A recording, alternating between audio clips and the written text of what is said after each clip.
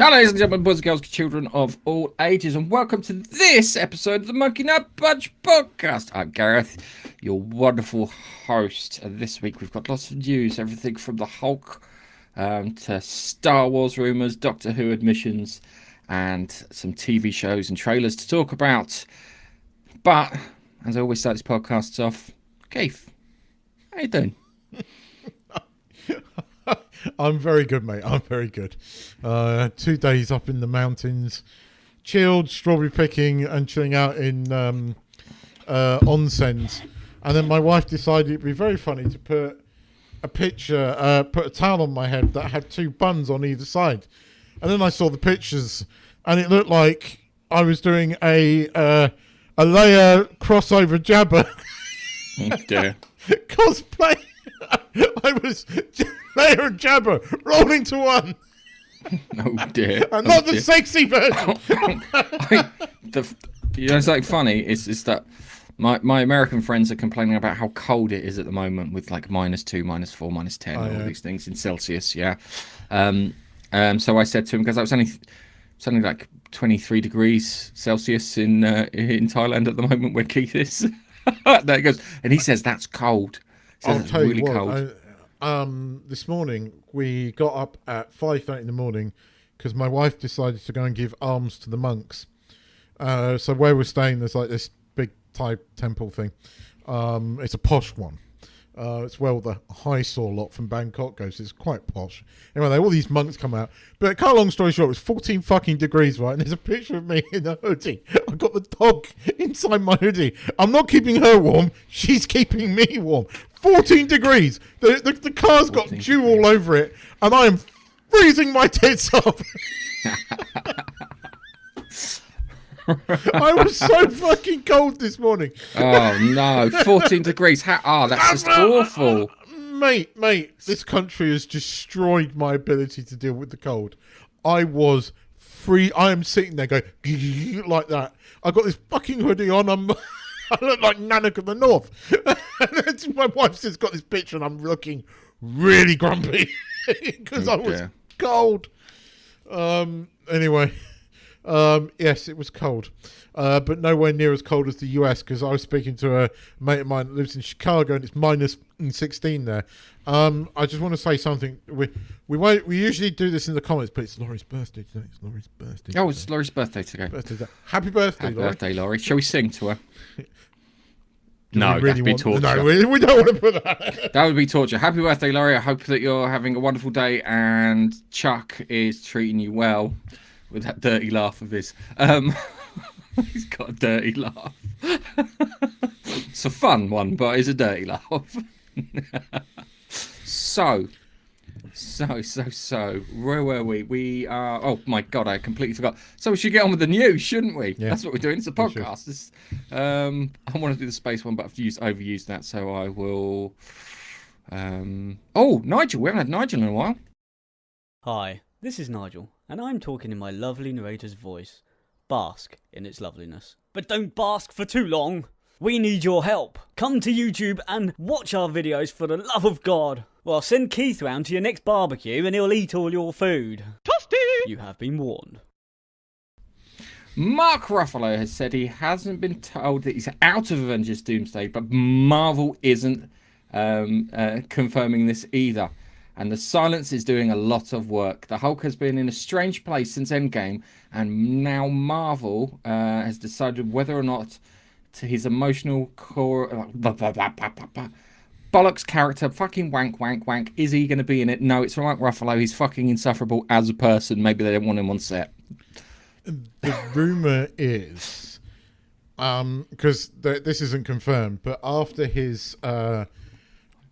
repeated outbursts at the Golden Globe where he referred to the current incumbent of the White House as a PDF file with absolutely, shall we say, no actual proven grounds to say that on, along with other things, was rather stupid. Yeah. I mean, you could say other things, but he repeatedly said these things, and it would appear that Disney the rumours are doing the rounds. I mean, and it's one of those rumours that's kind of repeating everywhere to the point where I think Disney has just gone, yeah, no. Can I ask something? Because you're probably more into comic books than me. I remember them being a battle world, but it was the Beyonder who did the battle world first. Mm-hmm. And I also remember that they dropped a load of villains in there, and they dropped the Hulk down as a villain, and he just like was raging off in like one corner of the map. Mm-hmm. So that could be fitting inside the story there for that. And that he only needs to be CGI, so he doesn't actually need to be. A lot of the concept artwork that was released was it was going to have like a Hulk village. And like Ruffalo was heavily featured in it. I mean, they did fuck up the Hulk in Endgame. They fucked up the Hulk in Infinity War as well, in my opinion. It's one of my few criticisms that I actually now genuinely have of Infinity War. I heard a rumor that it might be Ed Norton as the Hulk in Doomsday, which. No, neither can I. But he's not as vocal as Mr. Ruffalo is. But Mark Ruffalo is not appearing in Doomsday. That much, I believe, has been confirmed. But the rumor is that Disney fired him completely after his. Well, I mean, you should see his Golden Globe interviews. They are full on unhinged, and no offense, right? If you were somebody with not a lot of money living on, in sort of low income housing in Minnesota, I might understand that reaction right now. But you're not, Mark. You have got millions of dollars. You live in LA. Fuck off. Yeah, it's. I always find it weird. The only time I agree with any kind of politics is when some bird gets her baps out. Did I make you choke? Timed that well, didn't I? I just did that. Can I have my wife storm up the stairs? What do you mean? I'm not going to get into the weeds of the politics side of it, but it's just I really hate these overprivileged people, and it was like not one interview; it was every fucking interview. And there is no way. And he was going, I don't feel safe. Mark, you could you literally could pay for an army to look after you, right, for the rest of your life. So just stop it. You have a job. It's to play make-believe. You get paid millions of dollars for it. Every time you open your mouth and talk about these things, you are failing at your job. Can I use a gamer expression? Go on. You break immersion. Yes. Yeah, because they don't want to know that, and I think social media has destroyed the movie star. Yes. I think it is the one thing that's destroyed the movie star, because before you didn't really know what they thought. They'd come on to say like Jimmy Carson or whatever fucking late night talk show in the US, and they would tell you amusing anecdotes, that things have happened on the set, things like that, rather than I believe X or this, that, and the other, because it's a big turn off. And I think Michael Jordan put it right best when he turns around and goes, Republicans also buy trainers, when he refused to talk about politics, and he was fucking right. And it's one of those things, and my thing when it comes to politics is talk about stupidity. I've got an allergy to stupidity. It brings me out in rage. But hey, it's one of those things. I just want to, I think if he's gonna be if the Hulk will be in it, it will be like the rage type of Hulk, out of control Hulk, and he will be hiding down in one corner of the map and then probably appear in the next film, but not as Mark Ruffalo, just as CGI. You see, the thing is, right? I quite liked his Hulk, and I quite liked his Bruce Banner, right? I don't like him as I don't like him as a person. Now that I've actually heard him opening his mouth and going off on one, and again, I'm sorry, these actors tell me you don't have a platform. You don't have a platform because you are not you.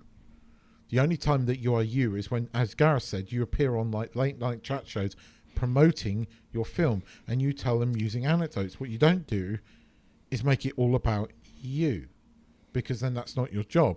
but I did like him as the Hulk. But he's destroyed that. It's a bit like, this is what I said about that Rachel Ziegler. I mean, it doesn't matter what fucking film she's in now. I don't see the character. I see Rachel Ziegler, which actually is a shame because the Hunger Games prequel film would have been quite good and quite interesting. And actually, the next one that's coming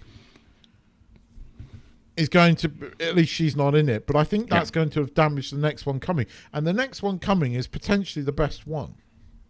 Do you want to hear something funny? There's only one person in the world who is grateful for Rachel Ziegler. Do you know who that is? Who's that? Brie Larson. On to the next. Is true.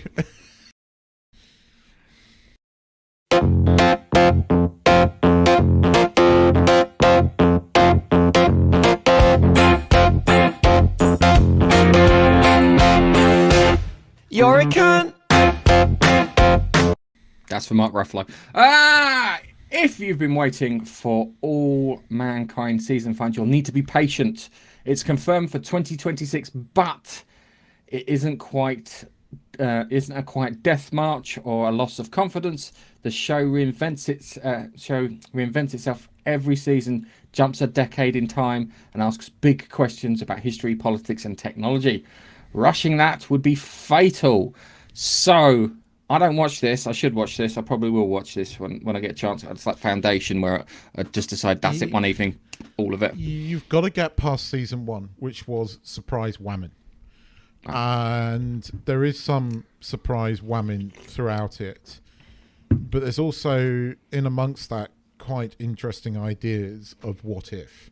And actually, season 3 was really quite good in terms of this three-way race, and between the Russians, the Americans, and private commerce, so private enterprise. The fourth season I quite enjoyed, not quite as good as the third season, but actually, like, one of the surprise whamming characters in the first one that was based on a real life, I really liked her character after the first season. I didn't really like her in the first season, but her second season, her character was really good. And by the third season, her character was I really liked her character in that as well. You have to get past the first season of it. Okay. So I'm just looking at the notes here. There's a note here about setting up a Martian government. Are they going to be setting up the MCRN? Are we going to get Mickeys? I think Mars was close to claiming independence at the end of the last season in a believable way. What I like about this is it's actually, if Russia had landed on the moon first, we could be in this state. And it argues that not all would have been bad if Russia had landed on the moon first. It's a very interesting what if. It is Brandon Braga doing it. So it's the guy that did, Battlestar Galactica. No, so that's not Brandon Braga. That's the other guy, Ronald D. Moore. That's who I mean. It's Ronald D. Moore behind this. Not that's nerd fight there if you got that wrong. Yeah. It is Ronald D. Moore behind this. And I like it. Now, they're doing a spin-off, which I thought that we would get that before that, which is from the Russian aspect, which I think is still coming, called Star City. But it does reinvent itself every season, and it's watchable. It has a reasonably decent budget, and it's watchable. It's Apple, so you're always going to have a bit of the wokey in there. But the thing is, it tells a reasonably decent story, and it is reasonably well written, and it's not in your face message. Okay. It's kind of a halfway. I mean, you can argue there's a bit of that in the Foundation. Yep, Foundation is a reasonably well written TV show. Does it have? It has its moments, but right. So just to note on Foundation, the one moment that I found the bit it was probably the most distasteful, and the bit I was like, come on, that's not fair, is the bit where Day is shagging the robot, and he gets attacked, and he just throws her at the fucking assassins like she's a bookcase or something. I was like, that's not nice. You did dick in her a moment ago. I know. Which makes that third season so much better, because he's not an arsehole in that one. The first time when he plays Jason Momoa Day. Yeah. He's more like fucking Jason Momoa in that than fucking anything. Don't say that. Has Tannis watched it?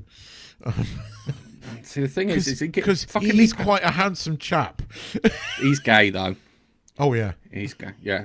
He also gets his no fucking. man's that handsome and straight. What do you call it?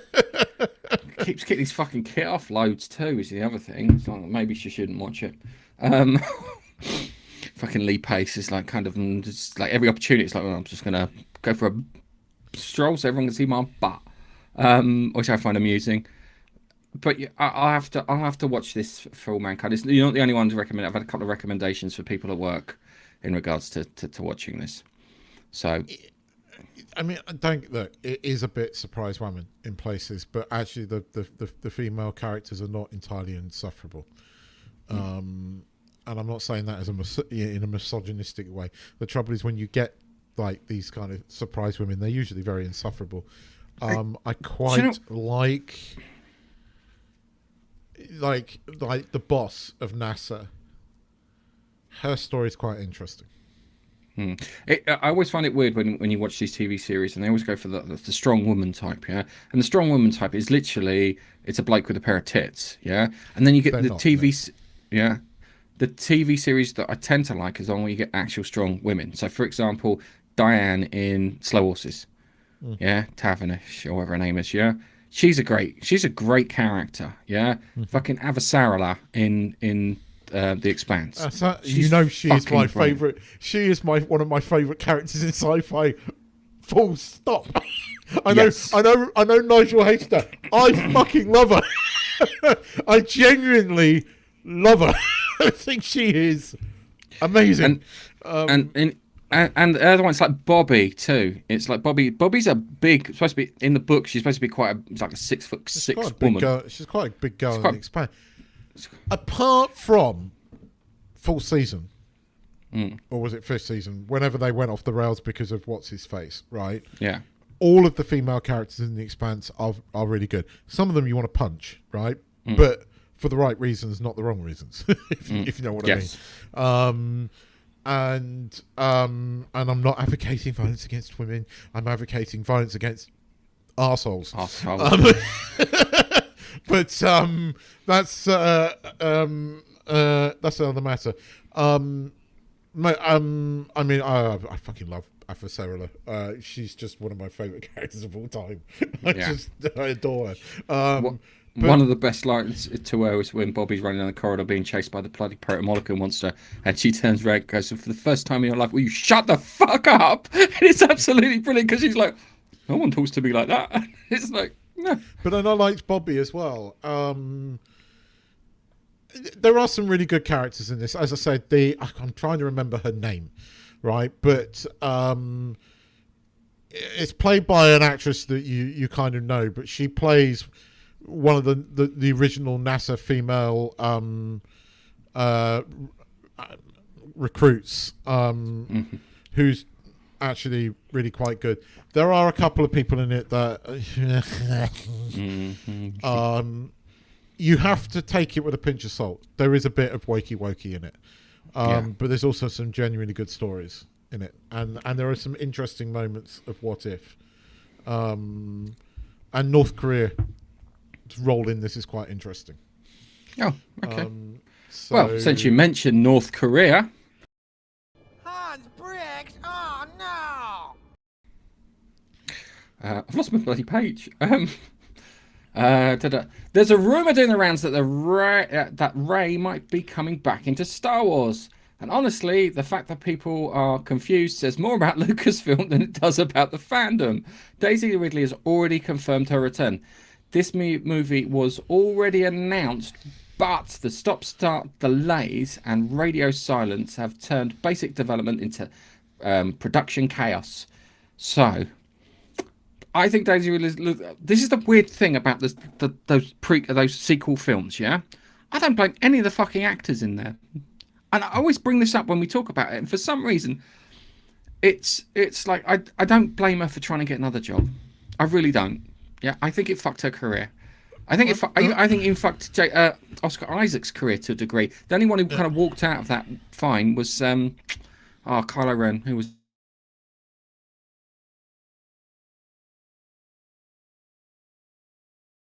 Is that she's coming back in what's his face's movie that we keep hearing about? Starfighter one. No, there's a what it's in the story somewhere. Scroll down. I can't remember the name of the director. We've talked about him before. Sure. Hang on.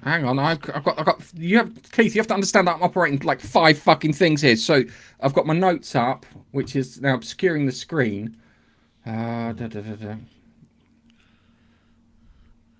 Oh yeah, Simon Kinberg movies. So Simon Kinberg is making a Star Wars movie, which is apparently going to reset a lot of things. Now the rumor is that Rey is going to be in that, which would say that the Rey movie is dead. But I mean, what the fuck is the Lucasfilm guy? I mean, you know, if you thought Star Trek was in dire straits, and it is, although there might be a way out of that. I don't know what the hell Lucasfilm are doing. I'm going to be a bit more positive about Star Trek. I think that someone's planned a way out of that. Well, when a plastic figure on a bloody office chair gets higher figures than your brand new bloody Star Trek series, and whatever way you try and dress that up as shit posting or, you know, what was it, review bombing, which is totally not true. It's not review bombing. They didn't touch a review site anywhere. It's not when it's shit. When people I want a t-shirt. Yeah. It's not when it's shit. It's not review bombing when it's shit. When it's shit. I'm going to have to make a t-shirt of that now. Carry on, sorry. It's... we do. I mean, I don't know what's going on here. I don't hold out a lot of hope for Star Wars. I mean, I was saying this last week when Kathleen Kennedy, you know, resigned. I am not holding out hope for Star Wars. There is an inkling of hope for Star Trek because this week, what's her face? What's her name? The Asian actress that was in Section 31. Yeoh. Michelle Yeoh has been nominated for a Razzie. I hope she just for turns up Section and 31 for acting in Section 31. We should say all you need to know about for Section 31. The fact is that it got like less than a few thousand views. Starfleet Academy, free first episode on YouTube. They're firing Kurtzman and he's not getting a deal. That is now the rumor that is being quite persistent, and I can kind of believe that. You just need to throw a ton of money at Terry Matalis and get him to, you know, bring a writer's room in, because at least you'll have people that know what they're doing. But with Lucasfilm, Dave Filoni's shit. I mean, I know that I was one of the people that said Filoni knew what he was doing. I was wrong. Filoni Rebels was great. I loved Rebels. I kind of like Clone Wars. The Jedi Tales was really good. The Empire Tales was god awful. His animation creds are quite good for the most part. Mm-hmm. Ahsoka season 1 was terrible.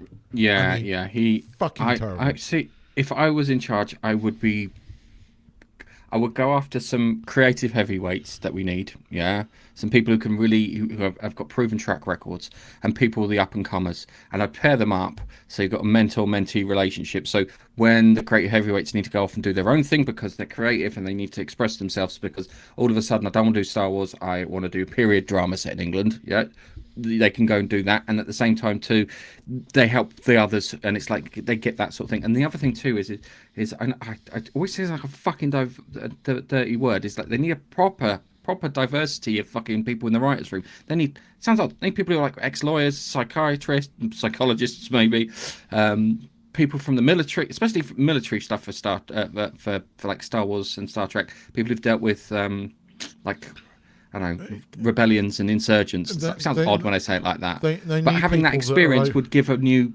kind of perspective. They need people that are over 30 and have experienced life. And can actually write characters that don't resemble them. But we'll talk about that when we talk about the review of Star Trek Episode 3 of Academy. Because, Jesus, it was beautiful. It was beautifully done. But, I mean, bringing back Ray, look, I'm sure the actress was great, but why? People don't like the whole Ray story arc. The character wasn't particularly great.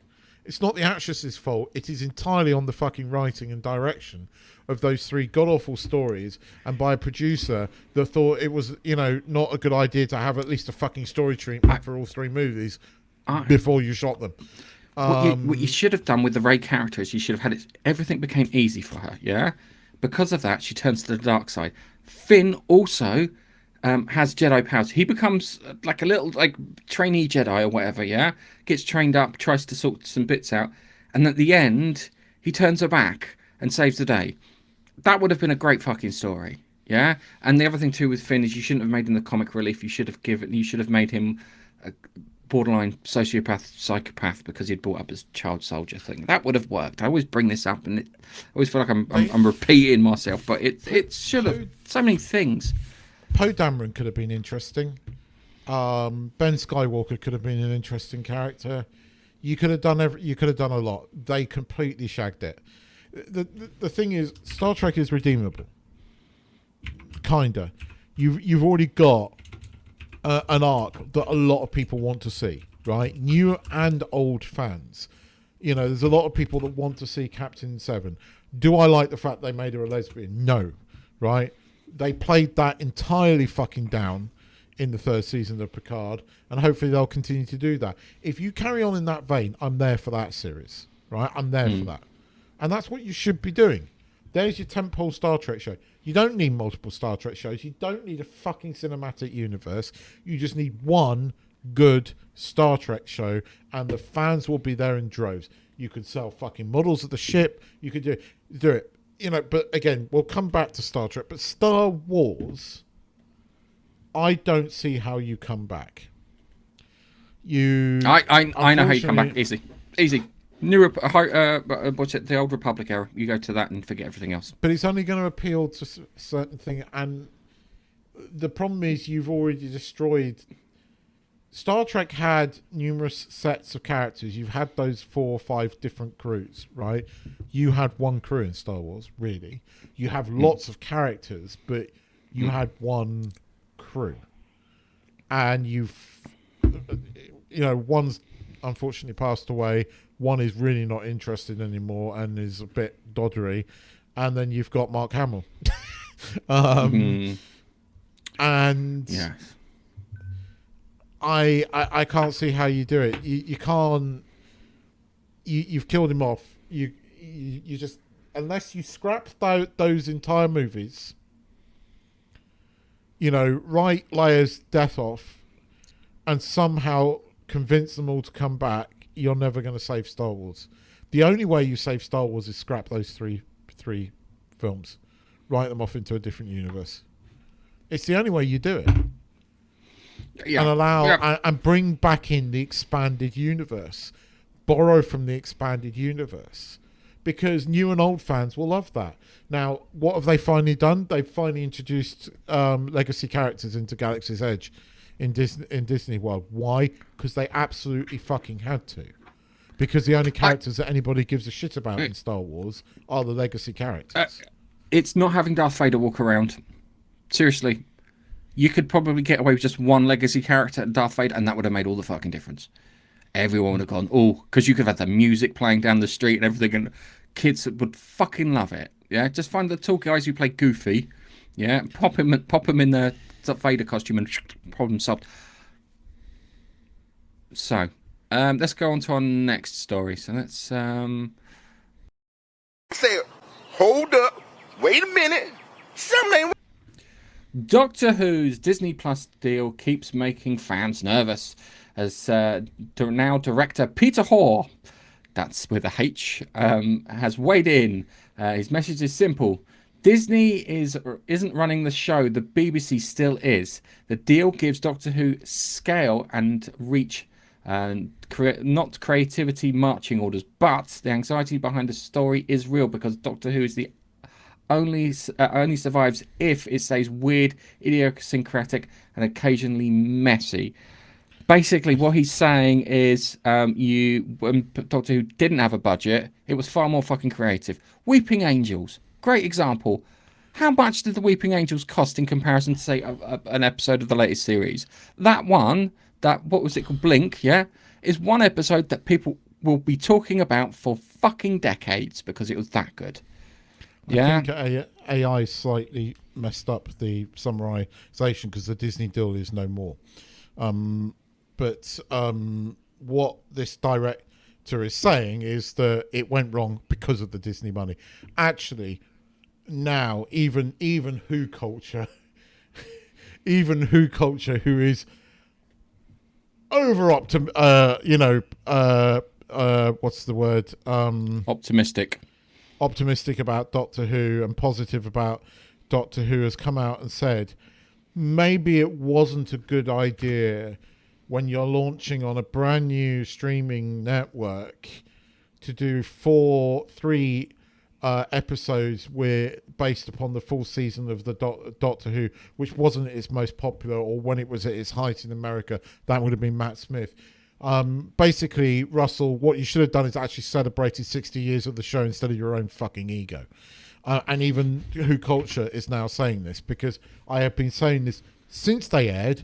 I am fucking right on this one. Those were not a celebration of the 60th.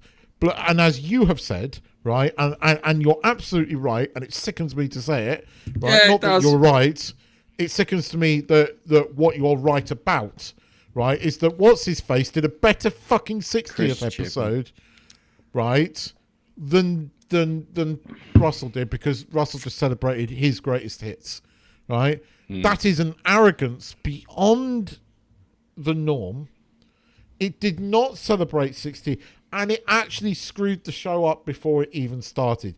I'm not going to get into the nitty gritty of him as an actor or as the Doctor, because he was crap. Let's just be honest, he was crap. I watched a couple of episodes with him, and I did not believe that this is an alien that's lived for over 1,000 years, seen a lot of stuff. All I just saw was this guy who thought acting was crying, and that would get him some kind of award. That's what I was seeing every time I saw it. It was annoying as all hell. I think that was because he didn't have the direction or the writing to back him up, right? And there were moments where there was the Doctor. I will raise you a Peter Capaldi. Didn't have the writing, didn't have the direction, still managed to fucking pull it off. Yes, but he lost a lot of viewers. He didn't lose that many. Capaldi. Didn't lose that many.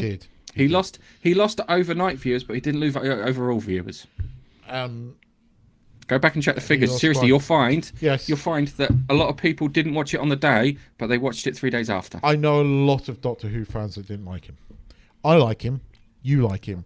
I like his final speech. I love his episode. The more I watch it, the more I love it. All his episodes on war. And actually, the more I watch him now, the more I like him even more. He was a brave choice. I like him as the Doctor. Do not get me wrong. There were moments when this guy could have played the Doctor, right? And again, I am going to be a bit Who culture about this, because there were moments when he was quite good. The problem was he was crying half the time. The stories were bad. If that had been good writing, if there had been good direction, if there had been somebody who was trying to tell good stories and not using it as a platform, he could have pulled off the Doctor. Would he have been the best Doctor? No. Would he have been the Doctor? Yeah. He does have the acting repertoire to do it, I bet, because there are moments when in that episode where he goes all fucking apeshit, the stadium, the Eurovision one. It was a terrible episode, but there were moments when he turns on an edge and goes all ape shit, where you're like, there's the Doctor there, but again, it's the direction should have been go further with it, right? Don't cry, be aggressive, don't do all this other bullshit, don't be over camp, go aggressive, right? Because you can be really camp when he's in his happy state and super fucking like pissed off, don't fuck with me, I'm the Doctor, which there was a bit of that in that episode. Again, bad direction, bad writing. Can you imagine what that would have been like had that been good writing? That would have been an episode we would have talked about for a long time, where he does go on a kind of revenge killing spree because they fucked with the wrong people that he cares about, which the Doctor has done before. I'm not saying he was a great choice for the Doctor. I'm going to partially come to his defense because he was not the problem with Doctor Who. Right? He was not the problem. The problem was the writing and directing. It was the same with Chris Chibnall. I don't like Jodie Whittaker, but she was not the biggest problem with Doctor Who. So the other thing too is he didn't commit to it properly either, and that was one of their biggest complaints. That was like, hey, actor's not fucking in this 100%, and because of that, that's why you had fucking hardly anything in there. But again, I think that is partly down. That's not down to the actor. That's down to the person. No, his lack of commitment is down to him. Full stop. No this, no that, no the other. Not if he made him aware of it and they went with him anyway, which I think they probably did. Not if he was up front with them right from the offset, which I bet he was. He was picked because he was gay and black. I'm sorry, but that's the truth, right? And you know that's what Russell T Davies wanted to do. Right, because I've heard everything he said about disabled people. Don't get me started. So I absolutely believe he was cast because he is gay and because he's black. Right, that's why he was cast. Yeah, but if you take a job, you commit to the job. Full stop. That's being professional. Cast when he was already.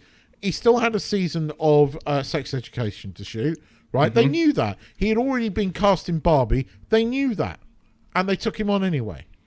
So to say he wasn't 100% committed when they knew this before taking him on is not necessarily the actor's fault. So I'll give you another example. Stephen Moffat, when he took over from Russell T Davies, he had a job with Steven Spielberg to write Tintin. And he turned it down. Yes. Because he was committed. Because he was committed to Doctor Who. And Nkuti Gatwa wasn't committed. That's the problem. But I'm not. How many episodes was he not in fully? Well, no, it's part of it. It's part of it. It's a myriad of issues that you got here. It's not one single thing. It's a myriad. Even if you'd had Peter Capaldi in that role, or you'd had Matt Smith in that role in this era, the show would have failed. I don't think it would. I do. Because of the bad writing in the stories. I really do. Because we got David Tennant back and those 60s and you know, we as Who fans loved that era. It's a niche era and thing, but we loved that era. It failed entirely. Tennant was a good Doctor. Was he the best? No, but he was a bloody good Doctor and he was loved by people. And he was the one that drove the show to its heights. It was Matt Smith that then sort of kept it in the stratosphere, right? But it was Tennant that basically acted as the fucking rocket fuel to get it there, right? And those 360s are god awful. And it was a god. Tennant on screen together. It should have worked. And it didn't, because the writing was shocking. All right. Mavity. Keep your hair on. Mavity. God, it makes me angry. Fucking casting Isaac Newton as an Indian guy and then trying to pass it off as a historic fact and then being a complete wanker and reminding people by putting Mavity in throughout the whole 2 seasons just to go, you know, we dare you to come and say something. It was bait. It was bait. That entire show kept baiting people so that Russell T Davies could go misogynist, homophobic, and so he could point at people on Twitter. That's the entire thing. It's why it failed. It wasn't the actor. Okay. All right. And with that... Oh no! What happened? Oh no! How terrible! That's just awful. How terrible! Oh no! If you wanted to carry on the rant, this is the perfect story. Sorry, go on. George R.R. Martin has weighed in on his relationship with the House of the Dragon showrunner, and he's quite a weighty man, I'll have you know. It's less dramatic than the internet wants it to be. He made it clear that a disagreement exists, but so does mutual respect. It isn't a repeat of the late era of Game of Thrones chaos. It's the author reminding the fans that the adaptation isn't obedient. So explain to me, Keith, because I don't like I watched Game of Thrones. I watched the first episode. It had incest and child murder, and I was like, nah, it's not for me. You want to see the first episode of the Night of the Seven Kingdoms? Explosive diarrhea out of his arse. That's fine. I can do that.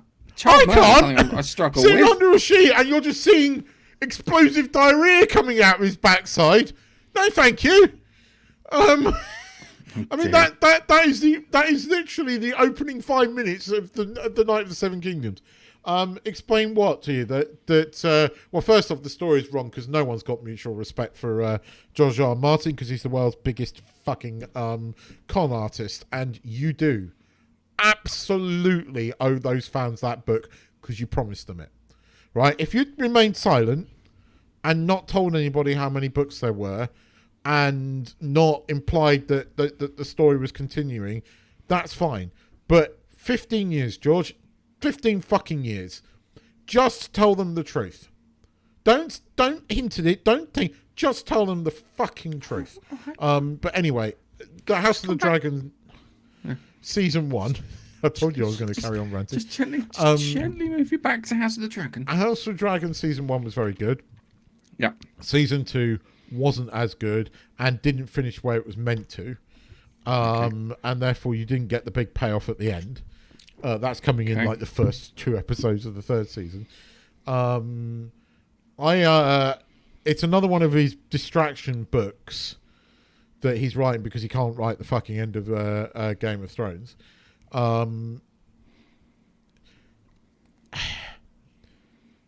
I quite liked House of Dragon because I quite liked Matt Smith's character in it because it's quite interesting. But Matt Smith wasn't really heavily in the second series of it. And I didn't like the second season as much as the first season. The first season of House of Dragon is quite good. Second season, not so much. It's still better than Game of Thrones, though, in some ways. More happens. But I'm getting turned off by it, if I'm being honest. I mean, I was quite excited about the second season of House of Dragon, then it came and it was a bit of a letdown, and it's just like, this is what it's all going to be like. And that's why I was going to I will watch Night of the Seven Kingdoms, but Night of the Seven Kingdoms is this tiny little, it's following a fake knight who's a bit dumb, and at the moment it's such a small story, it doesn't feel like there's anybody in Westeros. That it you know how you said, I always remember it because I felt a lot of TV shows are like that ever since you kind of said it, where you went, that episode of Doctor Who with the spider and the Trump-esque character in it, that it felt like there was no one in Sheffield, that it was an empty city. That's what the first episode of the Night of the Seven Kingdoms feels like. And it's been followed by, I swear to God, they took the kid out of the Matrix that went, don't bend the spoon, be the spoon. I can't remember what the line, but you remember that kid, the weird bald kid? It's don't try to bend the spoon. That's impossible. Because just realise the truth. There is no spoon. Yeah, the no spoon kid. This kid in this looks awfully like that kid. It's almost like they cryogenically froze him and pulled him out to put him in the Seven Kingdoms. It didn't. For a first episode of a show, it didn't really go, oh, I absolutely must tune in to watch the next episode. It really didn't. I mean, they had they kept mentioning Baratheon and all the fucking names that you have of the big families in Game of Thrones. But let's face it, Game of Thrones massively dorked the landing. And that isn't all of, although a lot to do with George R. R. Martin. I'm not entirely sure this is not deliberate by the studio so that they can distance themselves from George R. R. Martin and say we're going off in our own direction and doing our own thing and, either tune in or not. But season 2 of House of the Dragon wasn't as good. It had moments, but actually, I think one of the things that made season 1 so bloody good was Matt Smith. In fact, I think he was one of the most interesting characters in it. And we didn't get a lot of him until we started getting him, and then it ended. And it shouldn't have ended. It should have ended several episodes along, and either writer's strike or whatever meant they couldn't finish it, because we were meant to finish off with a big fuck-off battle, and we didn't. We finished off with Matt Smith marching to battle. And you never know what side he's on. And it makes it compelling TV.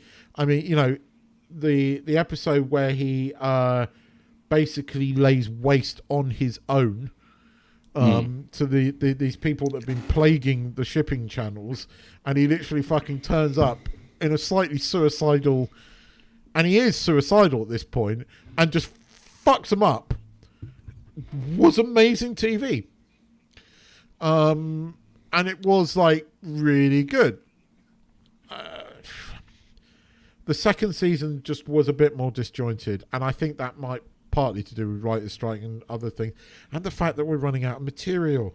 Oh, shock, horror, Gareth. Oh no, not again! It starts off really well when we've got shocking. a massive wad of source material to work with, and then peters out when it all goes right. Who would have seen that? I wouldn't have seen that. The only thing that I did find, the shitting scene in Night of the Seven Kingdoms, you would probably laugh at it, because I just found it disgusting. But if I'm being honest, thinking about it, if we hadn't been quite as graphic and had just heard it, it would have been better than actually seeing it. But they build up to the da da da da da da da, the game of music, and then it just goes like record scratch. Like that. Actually, if they'd done it without seeing it, it would have been very funny, because you start getting that recognizable music, and then this guy shitting everywhere. So I don't know what to do with you, Keith. You pulled everything down to fucking toilet humor there. All right. I think. But anyway, George R. R. Martin falling out with them might not necessarily be a bad thing, and no one really respects him because he's a con artist and he owes the fans. You know what the music means, don't you? I know. All right, so just a quick one before we go any further. You've hit 15.6 thousand downloads on the podcast. Shit. Yeah. Well, somebody's listening. There's something. Yeah, somebody's listening somewhere. That's Brazil, apparently, more than America. Could you imagine them, which is really big in Brazil? What's Portuguese for hello? I have no idea what Portuguese for hello, but thank you for our Brazilian listeners. There's a joke. We can make a terrible joke there about Brazilians. Oh, and there was one other thing. I'm going to pause the music for a second. I like a Brazilian. Not going there. Oh, I'm not going there. So I go on. I play with some streamers, and one called Echo Nania, the other one called Be a Stupid Gamer. And I'll be honest with you, I'm only there for them to clip me. Yeah, they play a stream and they find a bit of gold every so often when I do something really fucking stupid. What did you do this week? I didn't do anything stupid. They were horrible to me. I need to. Where's my sound? Oh, you need to click the unmute sound in the top of the corner there. It's muted. Sorry, I couldn't see it. Right, so let's rewind it. So this is what Echo says. So this is a most recent clip. His mouth is still warm. Oh, jeez. Please don't get hit by lightning. Please don't get hit by lightning. Get hit by lightning. Back off. Do. Wait for it. Staticky thing. Hey, I'm hearing it now. Who closed the door, you bitches? I hate you so much. You They just come on this game and bully you. You crossed me. I swear. Yes. All that is holy.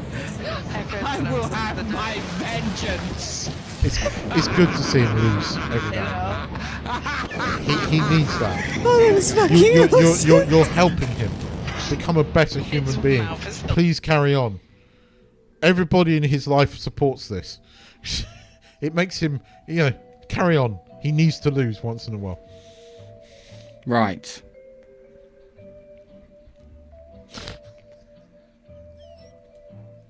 Chuck gets first this week. Hi, Chuck. Congratulations. Steve gets second. Hi, Steve. Hey, Steve. And then my missus gets third, even though she's got fucking inside knowledge. She's showing up. So you can hear her in the background. I was on. It just wasn't working. And it's brisk and snowy here. It's normal for a Sunday. Keith, how hot is it where you were today? What's the peak? What? Where we were or where we are now? Where you are now? So, 37. But that was inland. Where we are, when we got here this evening, it was 32. When we left the mountains, it was 28. It went from 14 to 28. So 14 at 6 o'clock in the morning, and then by 9 o'clock it was getting up to the high 20s. I'm not joking, it's warm now. But where we live here, it is always warm. So that's to log in on a phone. And what's this? What's I forgot? Last night, some guy climbed a building into Taipei, live on Netflix. Yeah. No safety. I never saw that. Yeah, I've seen about. I heard about. Was it a proper thing, or was he just a mental? It was a proper thing. Yes, it was properly sponsored and everything. He climbed that used to be the tallest building. The weird sort of looks like a couple of baskets bridge stacked on. Yeah. No. Okay. That's in Malaysia. This is the one in Taipei that looks like it's baskets stacked on top of each other. Oh, okay. That sounds a bit easier to climb, I'll be honest with you. 101 floors. Wow. Fuck that. And there's Laurie. Let's say happy birthday again to Laurie. Happy birthday, Laurie. There's my message complaining that it's a lovely 8 degrees outside, which is perfectly fine. So that's Celsius. And then it's Chuck's like kind of 6 degrees. Hang on. I'll be in full Arctic gear and Eskimo gear. You know that. 8 degrees. So was Chuck saying it's -6 not minus, it's 6 Fahrenheit, which is minus something Celsius, what, 20? It's -16 19? in Chicago, and it's snowing, even though it's not meant to snow, but that's coming off the lakes. Mine sent me a picture, and his beard had all frozen. So I know that you're kind of on the other side of the lakes, so it's got to be at least -6 or 7, and even the very thought of it is making my blood turn to cold. So can we carry on, please? Because that's no. I've got a nice thank you for Laurie for wishing her happy birthday. And then we've got other people wishing her. Right. Left Lake. How the hell do you say that? Cueca? Kuwait on 30. I just got Kuwait. One of the lakes. One of the lakes. One of the lakes. Supposed to be getting a big snowstorm. Yeah, I can imagine that. Biffa likes Edward Norton as the Hulk. I'm not too keen on him, but if you like him, you like him. It's just... I think he's better than Ruffalo at the moment. I don't know. Well, I can't remember. My brain memory hold him, so... we're probably warmer than Hoth right now. So, Good what's geek it? joke there. Good geek joke there, Chuck. That is a very good joke there. We're on our way home now, and we'll be coming back later. Cool. We won't miss you, Mark Ruffalo. Goodbye for now. It was a great step towards cleaning up the MCU. Simu Liu's next. Do you want to hear something funny? I love the TV show The Expanse. And in the 3rd season, there's a bit where they kill Simu Liu quite horribly by having the machines on the station in what do you call it, slow zone, dismantle him. So if you don't like him, just go watch that. It's quite nasty. I liked Lou Ferrigno when he played the Hulk. I was thinking about Lou Ferrigno today, actually, when we were going through the stories and whatnot. I wouldn't be surprised if he turns up in Doomsday. Yeah. And Echo. Where's the pink hat? Not you. No, Echo, stop. I don't want you to search anything that give me fucking Every appliance. week, Echo, Stop. carry on. Make him say it every week, because every time he mentions you, this happens. Fucking hell, why couldn't your name be something else? She's deliberate. Yes. So Tannis, like, I love Avasarala, great character. Simon King book. This is a good point. This is a very good point put for. He made the X-Men Phoenix Saga twice and screwed it up both times. Yeah. And then we've got the Star Wars movie cancellation imminent. Kathleen Kennedy's gone, and everything she's touched was so like yes. And then go here it is. That's. I hate to tell you this, Biffa. I don't think I think the Rey movie is going to happen. And if I'm being, and I know who's going to produce it. Okay, I can't find his comment to make it top comment. I'll have to do that in a moment. I made it. I'm not dead yet, Angel. Yet. Your government's going to poison you with stuff, and we still can't import a Terry's chocolate orange into the fucking United States. Fucking pinsies. I would replace Rey Skywalker with Sydney Sweeney Skywalker. Yes. Yeah, I would prefer her as Sith, but there's nothing to do with tight black clothing or anything. Are we trying to send the Terry's chocolate orange to the US? I already have done it, sitting in the fucking warehouse somewhere. Might be able to do something about that, but we'll deal with that later. Really? I've got people going to the US all the time. Once it's in the US, it can be sent anywhere. Oh, it's too late now. It's in customs because of fucking FDA we rules. could send him a Terry's chocolate orange Easter egg. Okay. I would kill the Solo story and Rogue One too. I don't know what to. Rogue One when you pair it up with Andor is the best damn thing that Disney has done. But you got to watch Andor. If you watch Andor season 1 and 2 and then go and watch Rogue One, watch Rogue One. It's Rogue One in a whole new light. Yeah, it's a lot better. It is a lot better. It's a hell of a lot better. It means a lot more because you're more attached to the characters than you were for that first film, which is something that I think that film failed to do. It's with an H, lol.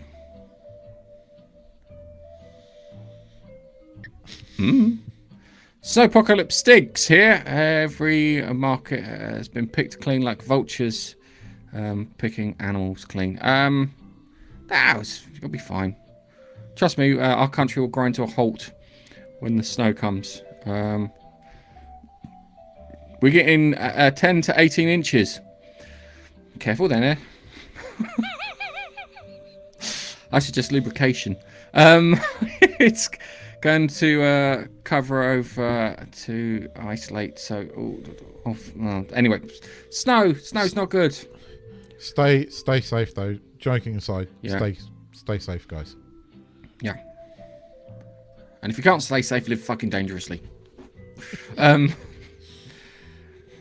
about 5 hours north of you, so yeah.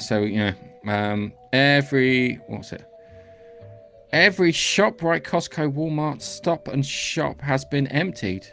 Oh my god, people think it's COVID paranoia. I think that doesn't help. Tub Girl. Sydney Sweeney Tub Girl. Sorry, I got Sweeney on the brain. Closest I got to eating Swede as a kid. Is the Night of the Seven Kings supposed to have an audio description? I'm going to check because I've got it on the thing on Now TV, so I will check.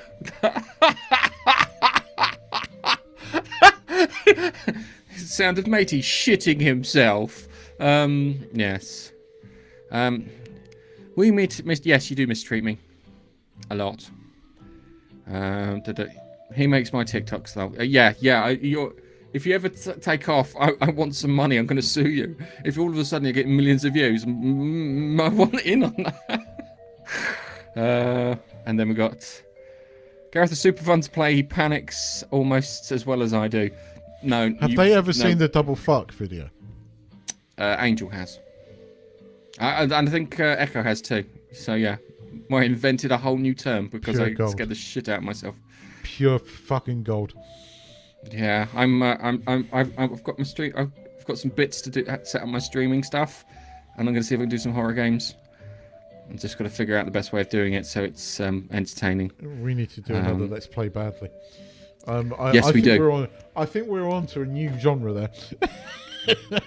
You killed an elephant, Keith. Killed an elephant. The other one I like is when we're in that. Was it Far Cry 4? Where we're in that temple and we're both looking down to try and figure out where the bad guys are, and you just go whoop over the edge. Why is it getting closer? Because you've fallen off the helicopter, you idiot. What was the other one? What was it? Why'd you keep... Yeah, every time we liberated a base, you'd set it on fire with a Molotov cocktail. You were like... It's like, no, we liberated it. So there. It's a lot of weather. We're also going to skip through the weather here for the moment. Walk to the office, so she's going, oh my god. Wow. Everyone is... We're fine here. It's 8 degrees. Everything is fine. Oh, yeah, that was a great game. Yeah, they need to invite you along. The problem is timing, because of you're like literally on the opposite side of the planet. So... Yeah, it's this 13 hours thing, but we'll have to do it at some point. Yeah, we'll sort that out. So... Which video? Let's do this one. I want to get this one over and done with.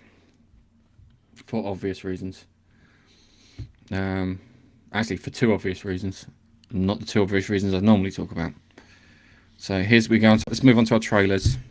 Oh, you put this in there on purpose. Tanith, watch. Yeah. No. Tanith, watch. No. Anyway. Okay, this does not look like this is gonna end well. For you guys.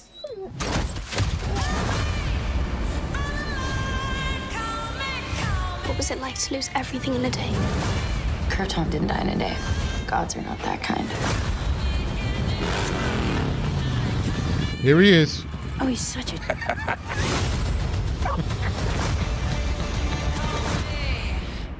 Thing is, though, right? He actually is probably going to work out quite nicely as Lobo. He works out better as Lobo than he does as thingy. Do you know what I find funny is if... oh, no, that's not what I wanted. I want to do that.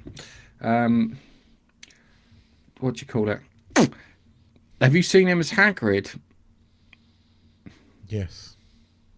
It's fucking great. And it, for some reason, it kind of works. I don't know why. My brain is like, oh, this is not logical. It's not right, blah, blah, blah. The whole kind of nerd bit cuts in. It's like kind of Jason Momoa as Hagrid. How? But yes. So this one I haven't seen at all. You've not seen this? Dude! No, I've been holding off. I was holding off on this one. All that stuff that only exists in legends and bedtime stories. Talking tigers, spaceships, and magic swords that can make a man as mighty as a god.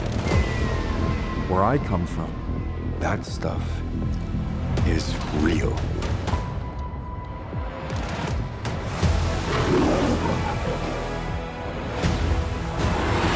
Why did you send me away? I wanted you to be safe. So I sent you to a place I knew that they'd never find you.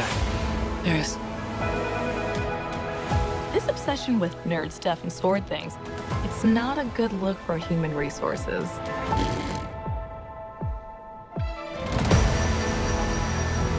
I know it sounds crazy. Do you know the original story of Thor? where Odin sends him to Earth and he has to live as a slightly crippled man until one day he gets stuck in a I'm pretty cave. sure there's something in puts a hammer. He-Man about this as well. But that sword is gonna show me the way home.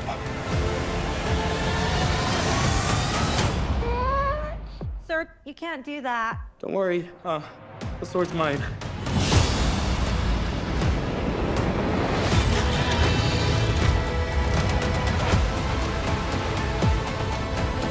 Hang on, it's about to get weird.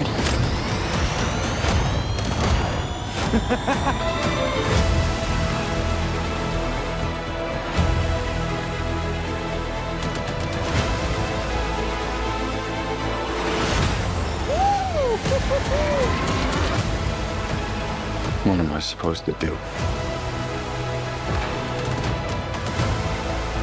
Take the sword. You protect them. Oh, I thought he was going to do it.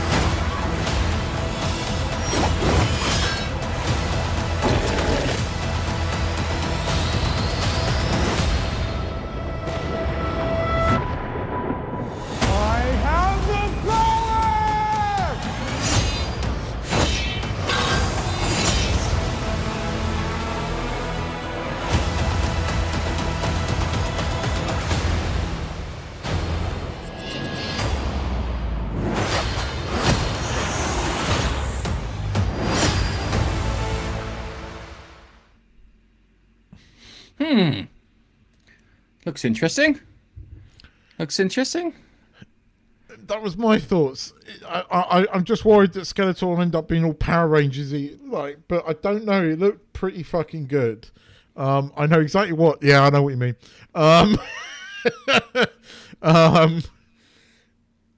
Who was the woman who was in charge of the? Who was the woman in charge of the temple? No, not the woman in charge of the. Oh, I can't remember the fucking thing. Anyway, the sorceress. No, it's not the sorceress because her daughter. I can't remember her fucking daughter's name. No, it's not She-Ra. No, not She-Ra. I'm sure it'll be fine.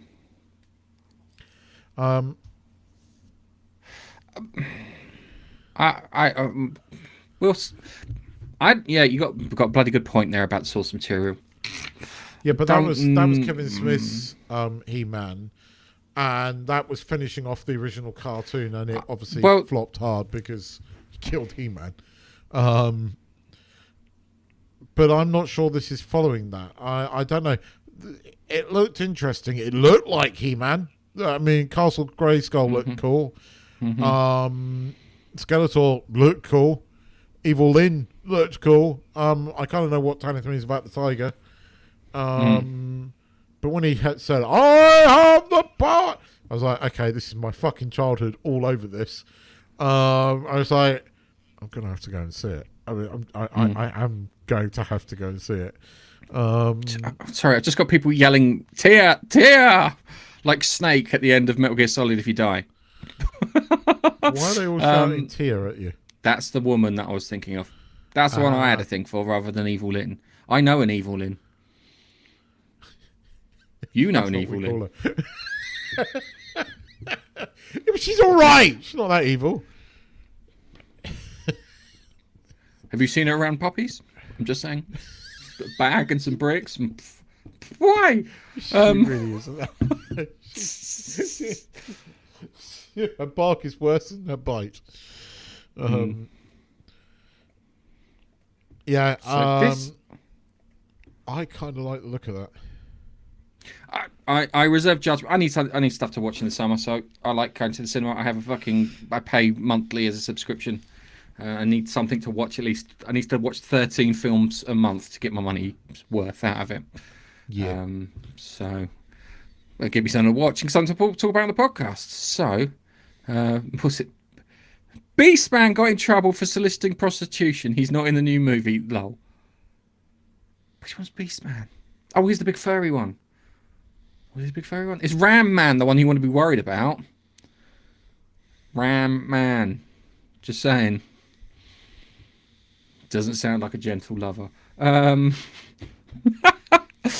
So I can't help myself. I'm sorry. So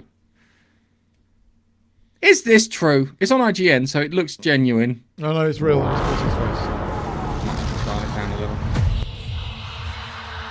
Times have changed.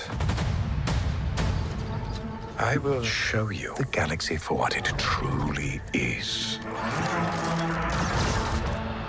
See things from a new perspective.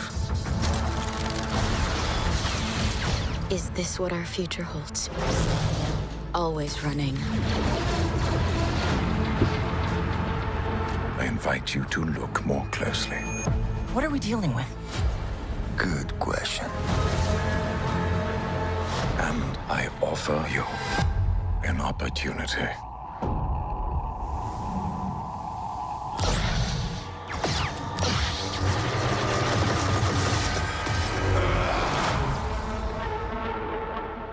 Maul.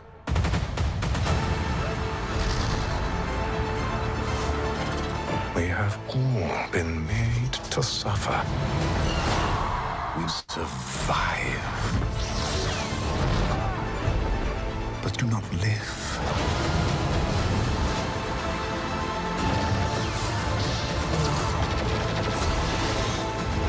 The Emperor wants you dead. Chains can be broken. Hang on! And empires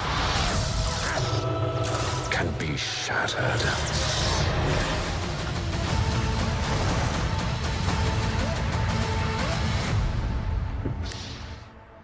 Wow, that's the most exciting Star Wars thing I've fucking seen in a while. Trailer-wise, not necessarily the content, but the trailer was quite good because I looked at that and I was like, "Those ways they could play this. They could the bad guys could hire Maul to hunt down Jedi, and then he changes his mind, or he refuses outright, or he could be being hunted down alongside the Jedi. There's lots of stuff you can do there. Again, we know that before Disney bought Star Wars, Lucas was working on a TV series, and it was going to be Underworld. And the rumor was that Maul was going to come into that. We know that Maul was brought back in the Clone Wars with Lucas's blessing. And I always felt we never really explored that. Rebels explored the end of it, right? But not that bit in between. Like, you know, there's an ex-Jedi, an ex-Sith Padawan running around for all intents and purposes. What does that mean under the Empire? And, you know, you've got bad guys hunting bad guys, and him running the underworld in Star Wars was always something I thought was really interesting that we really didn't explore except in books. If this is like the Jedi Tales, this will be really good. If it's like the Empire's Tales, it won't be. Yeah. Now, in fairness to Lucasfilm, they have had more hits in animation than they have had failures. When they did the end of Clone Wars, it was epic. Those last 4 episodes of the Clone Wars are some of the best Star Wars outside of Andor. Certainly the best animated Star Wars ever done. And I really like the Jedi Tales, the beginning of Ahsoka's sort of like story, and the other one in there, Qui-Gon as a Padawan with Dooku as his master, and how Dooku kind of gets turned. They were really good. Empire, no, they destroyed some characters in that, and that was a rare misstep from Lucasfilm Animation and Filoni. I mean, we loved Rebels. Rebels ended really, again, amazingly well, and I still think one of the best fucking Star Wars moments is Darth Vader turning up, standing on a fucking TIE fighter. That is still fucking awesome. I know that you see that bit in Rogue One where Vader's doing that. It's not a fucking patch on him turning up in anime, standing on a bloody thing. That is like, that's why everybody's fucking scared of him. The dude turns up standing on a TIE fighter. Not in a TIE fighter, standing on that motherfucker. Yes. You know, if it wasn't for you, never would have watched animated Star Wars. And I have you to thank for that, because I found a new joy of Star Wars in that. The Clone Wars didn't always have really good episodes, and the Clone Wars was kiddie in most places. But when it did have a good one, it was really fucking good. And Rebels was consistently good. I think in Rebels it was the bit where they had the two people who were like comic relief, and when Moff Tarkin had them beheaded, and you're like, oh, this isn't fucking kiddie, which made a difference. Yeah. And then season 2, no, I mean, there is a lot to be said. I really like Clone Wars. Clone Wars season 7 is fucking amazing. Those last 4 episodes, Jesus. I have never watched The Bad Batch, so I can't comment on that yet. I will get round to The Bad Batch, but Bad Batch came out when Star Wars kind of went lame. But that Maul series looks quite good. Yeah, that Maul series does look quite good. Yeah, let's hope it's good. So because we need some stuff to watch. Kind of done Star Trek to death. Before we get on to Academy, Fallout, episode 6. There were a few little things that sort of pushed the story this week in there. There was some interesting stuff towards the end of it. There was also one hidden thing. Me, because I've forgotten from season 1. What is it with the ghouls? How can they be free thinking and also zombies? What is it? What happens? How are they? What it is you get, so the stages go like this. You become a ghoul, and you're normal and you can talk, yeah, and then you start to decay. A ghoul? Exposure to radiation, lots of radiation. Yeah, so exposed to radiation, if it doesn't kill you, it ghoulifies you, yeah? And then you have to then make sure that you don't become feral, which turns you into a zombie. So in this episode, Cooper was starting to go feral because of his injury and whatnot, and the fact that he hadn't dosed himself. So you can do stuff to stop it. So I think it's like, I do think part of it was radiation exposure and stuff like that. And it was... Dude, that bit, he's trying to climb up that pole, and he's pulling himself up, and you're like, oh, dude. And the worst thing is when he's like out in the thingy, no one stole his bag, which is a good thing, but no one helped him either, which was a bad thing. So, yeah. The dude that rescued him, was that Ron Perlman? That was voiced by Ron Perlman, yeah. Super Mutant. Don't know who it was. But the face was Ron Perlman as well. Maybe CGI'd a bit, but it was... CGI'd, yeah. Yeah, I thought it was. Yeah. Yeah, because he features in all the Fallout games. He's the narrator at the beginning and the end of all the games. So right. So we got that there. I thought when we were getting repeated scenes in her office, I thought, oh god, it's going to be a lame one. And the first few minutes were a bit kind of like lame, but then it suddenly I started getting more and more interesting. And again, actually, like, you know, there were things that were being revealed in that more, and like when the Mr. House, not Mr. House, turns up with the yeah, that was quite good as well. And then when the other what's his face, the ghoul guy, admits to her that he knows what she's up to, and then she has this whole argument. What at the end, she removes cold fusion from. What's his face? What was that? Remind me what that was about. So Mr. House wanted the cold fusion chip so he could power whatever it is that he's got, his missile defense, his robots, himself in Vegas, and they denied him getting that by taking it out of Hank. But Hank is working for someone, and we don't know if it's Mr. House or a group of people called the Enclave. And the Enclave might be the ones that caused the bombs to drop. Yeah, and it was kind of implying that this week. Yeah, it was going there. Were you happy when what's his face turned up in the lift? Yes, I was. I just told you. I've got a thing for Michael Emerson. I don't know why. I just like watching I it. thought that For might some make reason, you I like smile. watching him as an actor. Yeah.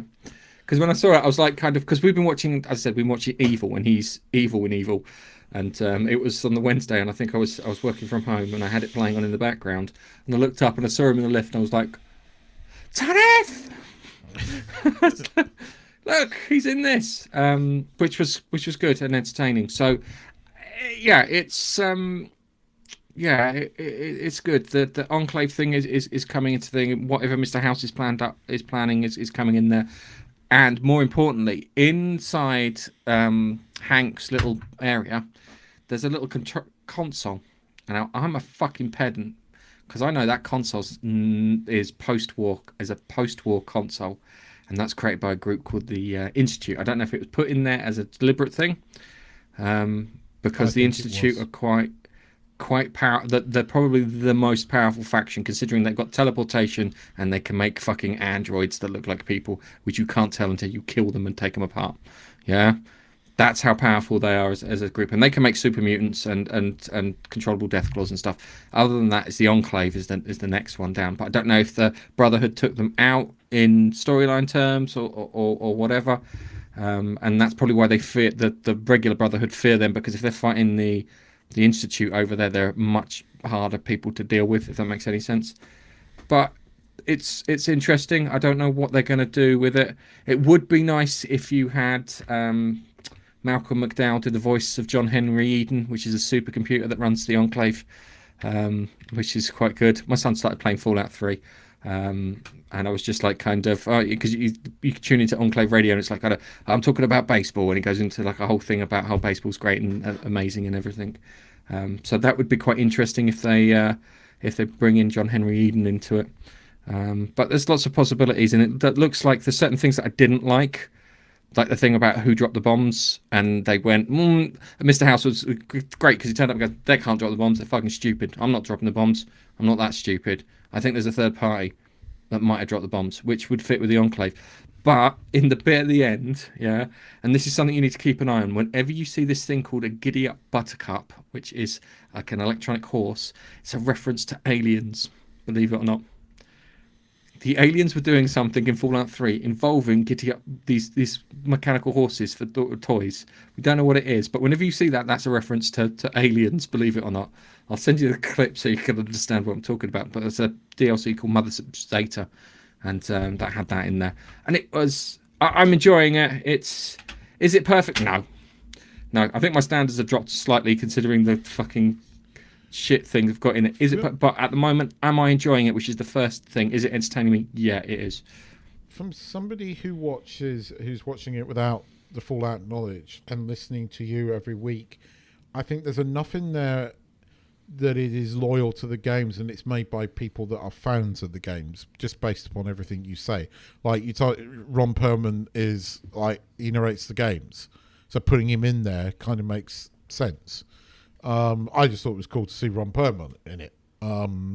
But, you telling me it was part of the games, that's interesting. There is a lot of mystery box in it, and they don't always answer the questions.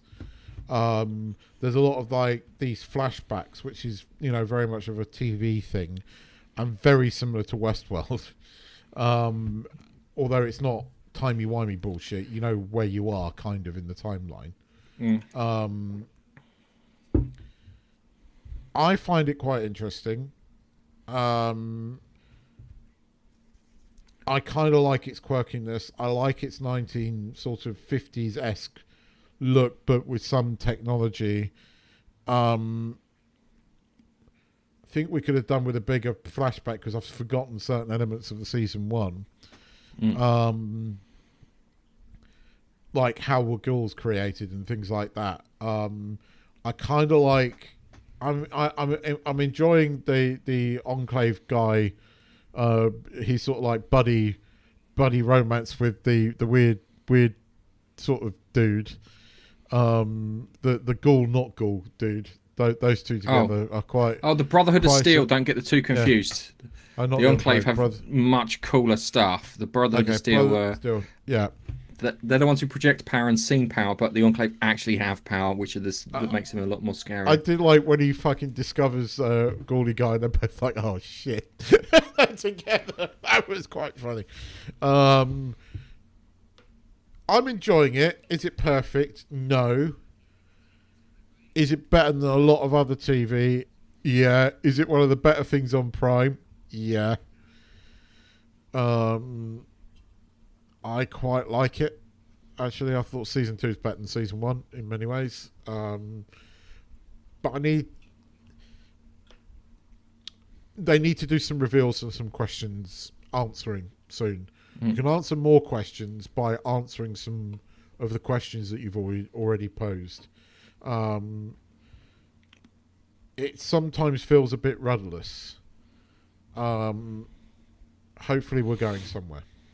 Yeah, it's the super mutant character should be interesting. I'm worried that I'm hoping. Actually, no, I'm not worried. I want them to get that guy Thaddeus, and I want them to turn him into the Master from the first game.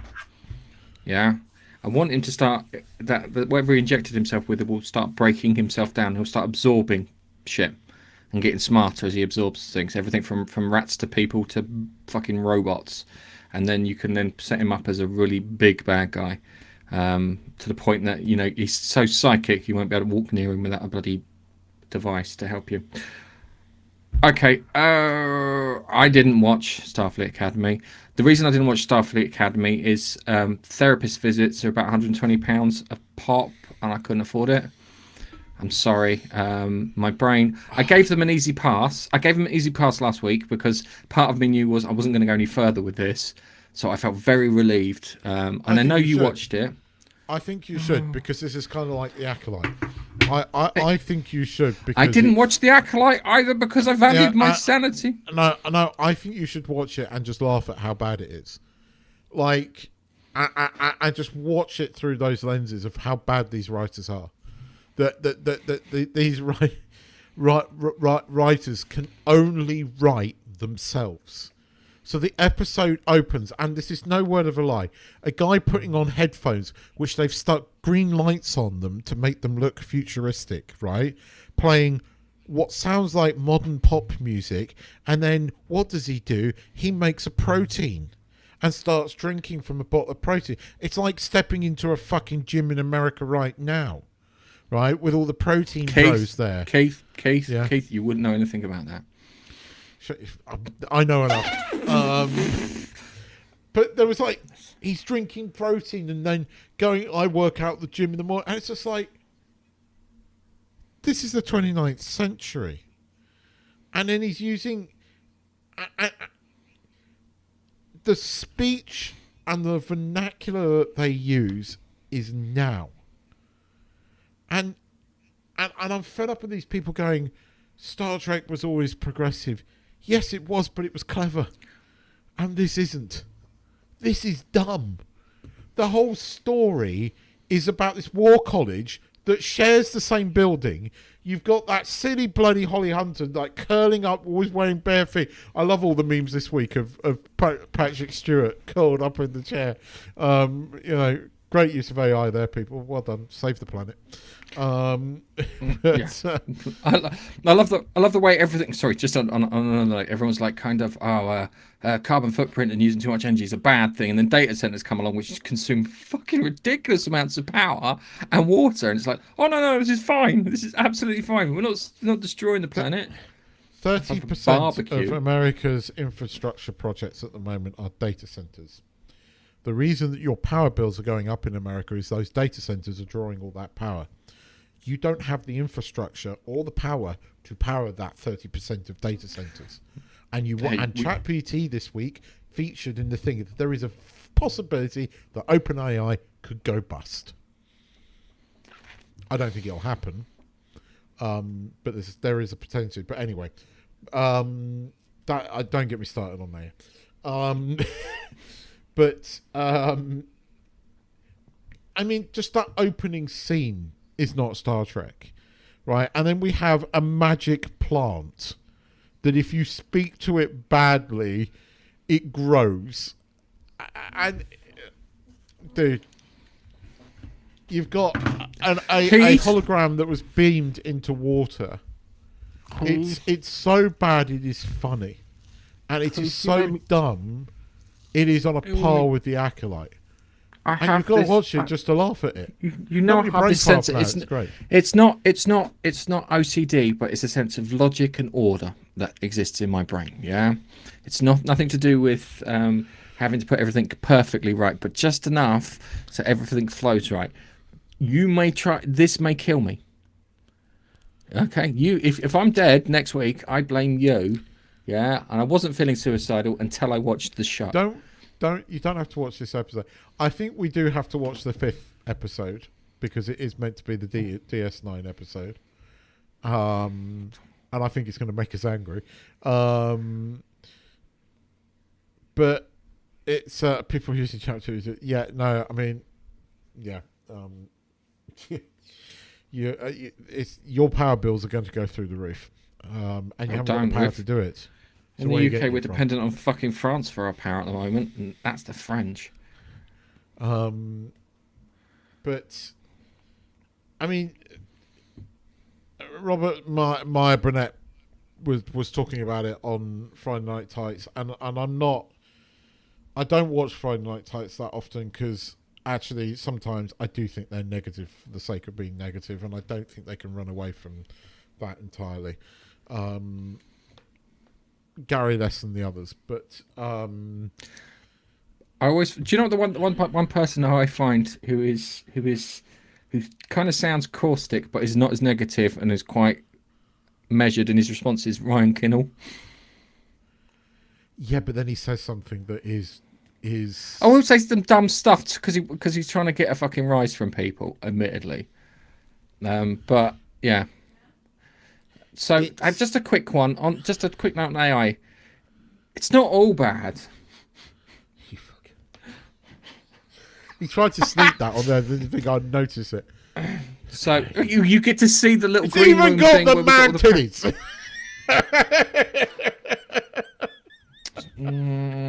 Work of art, that. For our listeners, that's Keith as Lara Croft, but in Pixar form. Such a bastard. I mean, they're going for the whole Hogwarts bloody plant scenes, and these plants never existed in Star Trek. The thing is, Star Trek has always been intelligent, right? It had a moral compass. That moral compass was tested at times, but it made sure that you were aware of that it was still there. You know, when there was those couple of episodes of DS9, the one where Cisco, you know, takes part in that ruse to get the Romulans into the war, and at the end of it admits that he can live with it. It's a really powerful episode, but you know where the moral compass lies, and it was intelligently written. And there's other episodes which again go close to it, but again it was always from an intelligence, and there was a vast range of, there was more diversity in Deep Space Nine than there has been in all of Kurtzman Trek. And yet that's the one that preaches diversity, because they're all the same character. They're all written by the same people. You can picture that fucking writer's room. They are all in sync with each other in that writer's room. They all think it's cool. Everything they do. There's no person in that doesn't agree with each other. And they only write what they know. So it doesn't matter that it's 900 years. Even all the aliens sound the same. You've got the gay Klingon. Yeah, that's human. So it's annoying because they haven't. Because when you write something, you're supposed to put the characters in, say where they come from, figure out the speech patterns, and put the appropriate speech patterns in place. Yeah. So the Klingon person, he should have been a bit more. He should be a weird, slightly violent medic. Yeah, and it's not like kind of what it should be. They should have taken it from the perspective, because what is the greatest adversary of all? To which he'll reply, death, and I will beat death with medicine, like that. That would have worked, yeah. But I mean, you've got this whole war college thing, which makes absolutely no sense, right? But take out the fact that it doesn't make sense. You have a war college. Who the fuck should be the dean of a war college? A Klingon! Right? A Klingon arguing with Holly Hunter's character, again, would have shown it up perfectly. Earth has become isolationist, as a war college. Who do they put in front of the... Who do they put in charge of the war college? The greatest fucking warriors in the galaxy, right? Makes perfect sense. Let's use the alien race as an analogy for isolationism and warmongering. Oh, we'll put a Klingon in charge of it because that's the intelligent thing. And then we'll have Starfleet, humans, good-natured, blah, blah, blah, all the power thing, because that's what Star Trek was all about. No, they didn't do that. See, okay. I could have written one episode of Academy better, and I'm no fucking writer. But I can imagine different characters. These people can't. They're all under 30s, have never fucking experienced life whatsoever. I've had mummy and daddy's fucking money right from the offset. I've had the most expensive iPhone throughout their entire fucking lives. And you can tell that. It's all there. And these people dare to preach to me about Kurtzman, go fuck yourself. It doesn't matter because it's gonna be over soon. So it's done. You see, this is the Star Trek is Keith. They filmed the thingy. We are watching it in its death throes. Yeah, it's what comes next is the important thing here. Yeah, they don't understand it. They don't understand Star Trek.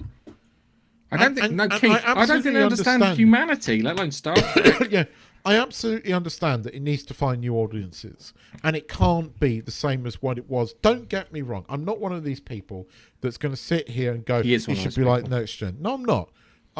Because I actually thought at first the first Abrams movie was doing something with it, and I still like aspects of that film.